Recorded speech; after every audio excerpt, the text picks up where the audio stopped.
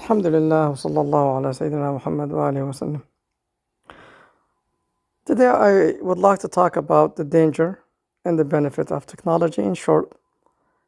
And I would like to begin this by mentioning a hadith of the Prophet alayhi salatu wasalam. And the hadith of the Prophet alayhi salatu wasalam says,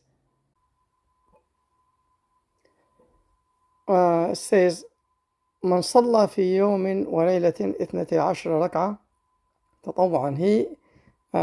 He who prays 12 rak'ah during day and night, بني له بيت في الجنة. A house in Jannah will be built for him or her. Of course, it includes for him or for her. The hadith is narrated by Muslim, and there is another narration from At-Tirmidhi that gives an example of these 12 rak'ahs. It says rak'atan qabla al-fajr, 2 rak'ahs before fajr, and 4 rak'ahs before dhuhr, and 2 rak'ahs after dhuhr, and 2 rak'ahs after maghrib, and 2 rak'ahs after Isha. These are the rawatib of the prayers. And so because you have ratiba, which is the sunnah that the Prophet was keen not to let go. And then you have other type of sunnahs. Some of the ulama, they call them like mustahab, like in the Hanafi school, which the Prophet ﷺ performed sometimes and sometimes he didn't perform. And you have the Prophet mentioned them in the hadith and praised them. In any case, talking about technology, there's a lot of changes happening today in technology. And there are also people losing jobs because of the emergence of the AI. This is not something new. It was something that was actually expected. I did not anticipate this thing will happen like at this speed. I was presuming this will happen like later, maybe like in 2030, like mid 2030s. But this work was being done. In fact, in 2008, I took a class in computer hardware and software, and the teacher talked about it, and he said that this will affect jobs, and he mentioned he showed us a documentary back then, and in the documentary it was mentioned that one of the universities actually got paid $10 million just to contemplate and come up with rules, because there's no rules. Like how far can this go? Because they anticipated this could end up affecting humans, severely. So they paid the university $10 million just to like look into this thing and search and come up with guidelines, because there's no like rules in the books. And back at that time, I remember the documentary talked about a machine, an AI that was being developed to diagnose human symptoms and give them prescriptions. I mean, this is how far these things were going. And and this machine could check your heartbeat, your pressure, your temperature. It could look up your history, and it could listen to you when you talk, and all of that type of stuff. Of course, these things will begin by first assisting doctors. So doctors, they have to look, when they see a patient, they have to look up his or her file and see what kind of symptom that person has. They have to they will prescribe medication, and they need to make sure that the medicine doesn't conflict with some other medicine the person is taking, which, and they could be exhausted while doing this. So a machine will be there that can, look up their file and look up what medication has been prescribed to them, and, in seconds. And then if there's any conflict, it would alert the doctor, or would tell the doctor, or it would give suggestions. So I don't know if this is in the market. I mean, I wouldn't be surprised if this thing is already in the market and being used, but this was the idea. There was a machine that was meant to become a judge. I mean, this is, and I'm hearing this back in 2018. And the argument for this company is human judges get tired. They have emotional feelings. They can be extra harsh on a person or vice versa. But a machine has no feeling.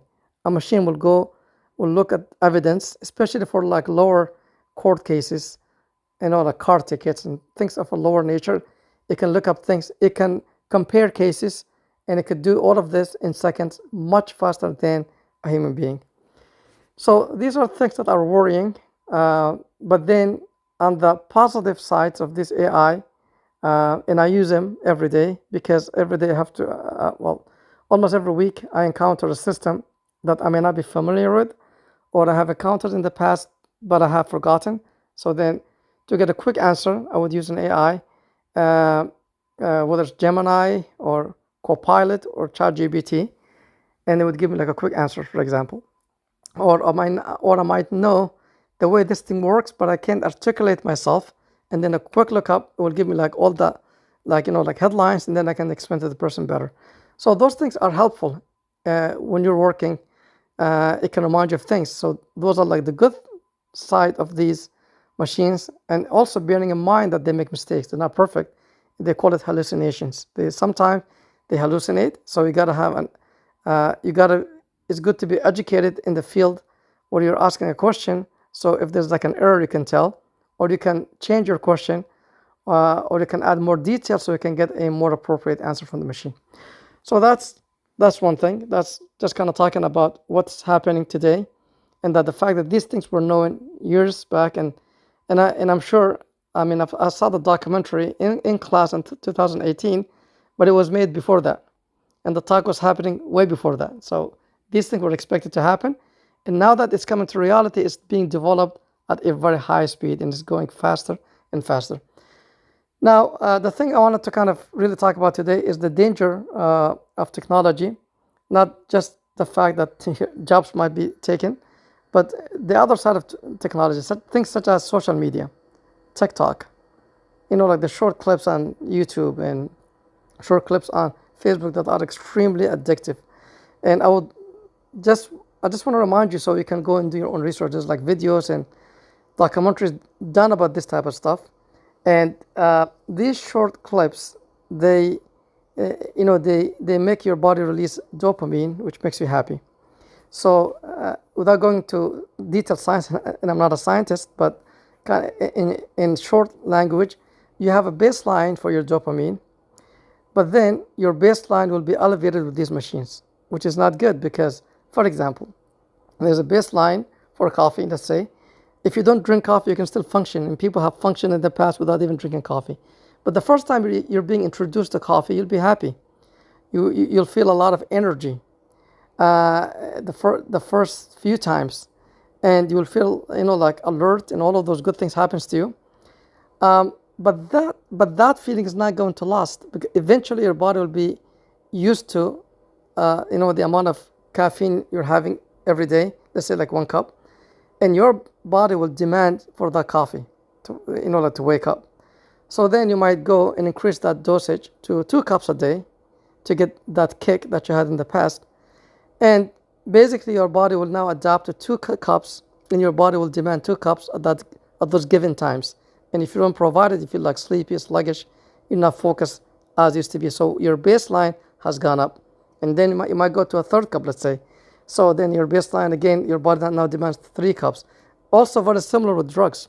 So these social media, they increase your baseline, which means, or like in one aspect of this issue, things that used to make you happy, like little normal things that used to make you happy, like taking a walk on the street, like looking at the trees and looking at the sky. Those little things are not making you happy as you used to, and now you're looking for these short clips, because every time a clip comes that you like, your body now releases dopamine, and you keep on looking because you want to get the happiness, that good feeling that you had before. And you can get really hooked up with these type of stuff. Not only that, I've noticed some of these programs, some of these apps, well, actually all of them, if you focus on one thing, because they keep record of how long you stopped and looked at a specific clip, how many times you repeated looking at that clip, if you went back to look at it again, and from all of this, the algorithm will deduce things about you.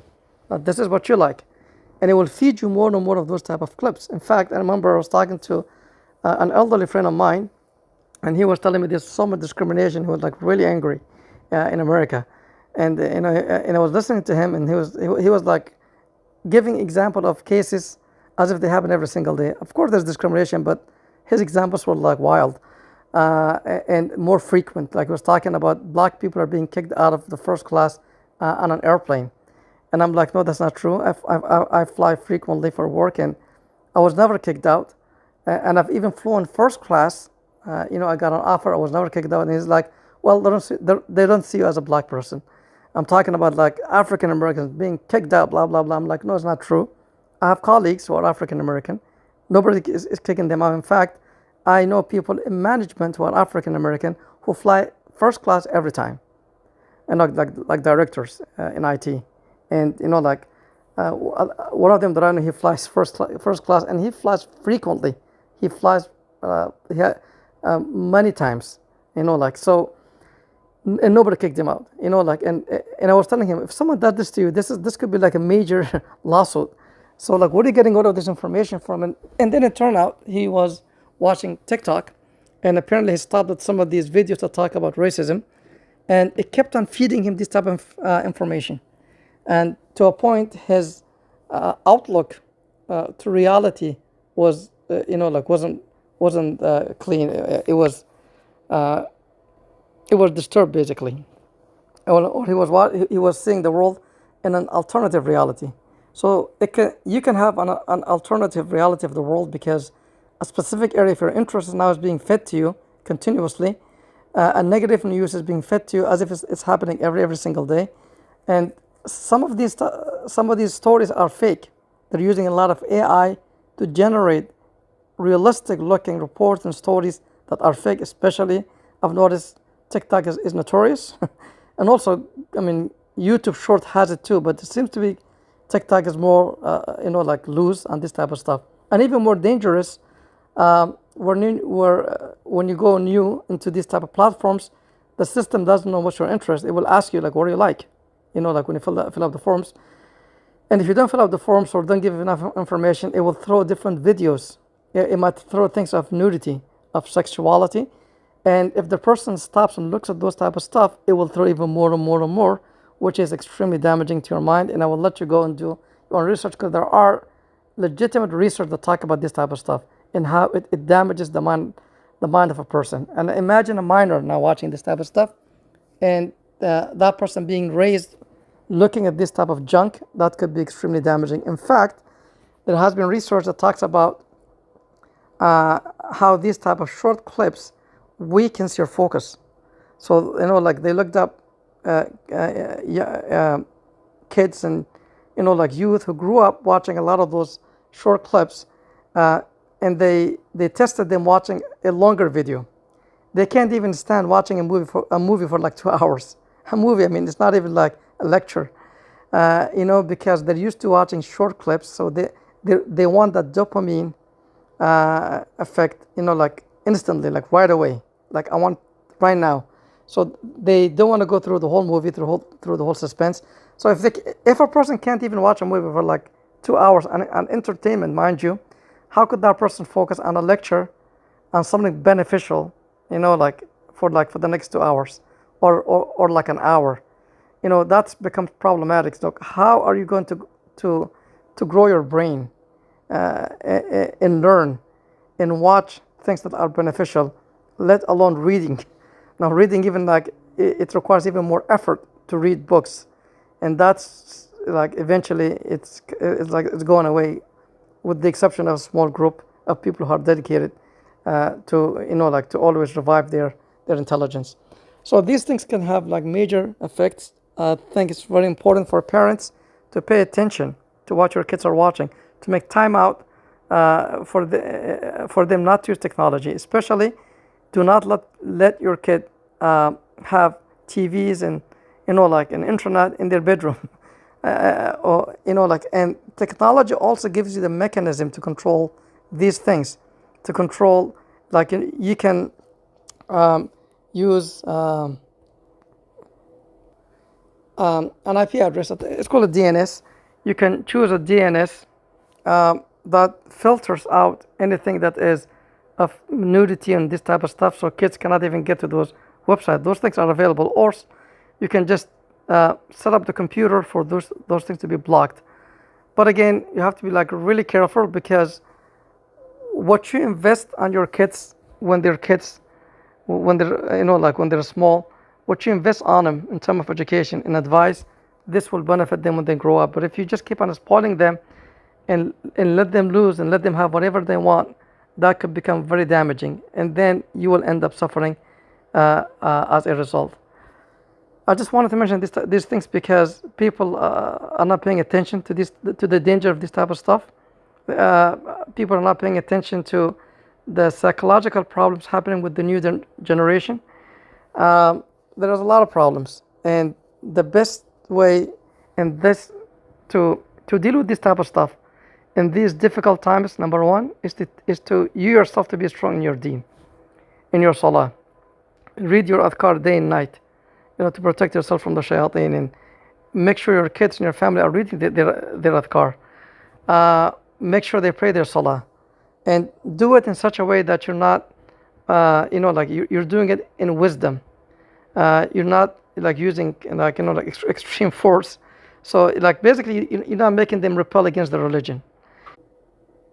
So be strong in your deen and do not compromise, but equally also be wise in the way you deliver the teaching of Rasulullah sallallahu alaihi wasallam.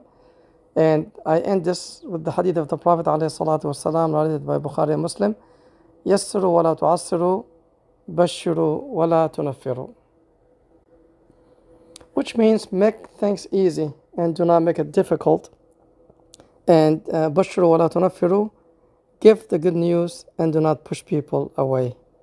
May Allah subhanahu wa ta'ala make implementing Islam easy for all of us, and may Allah protect us. And finally, I would also like to remind all of us to keep our Muslim ummah in our dua every day. Keep our brothers and sisters who are suffering in Palestine every day in our dua. Our brothers and sisters in Sudan. There's a lot of suffering happening in many places, and make dua for our ummah, and be merciful for Muslims and non-Muslims, for humans, and even for animals. And remember that a woman was granted Jannah because of her mercy to a dog, and because she gave water to the dog, even though she was a prostitute. This is a woman before the ummah of Muhammad sallallahu alaihi wasallam, before the nation of Prophet Muhammad. But the Prophet mentioned this in the hadith to teach us that sometimes your mercy, even to an animal, can be your key to Jannah. Wallahu subhanahu wa ta'ala a'lam wa ahkam.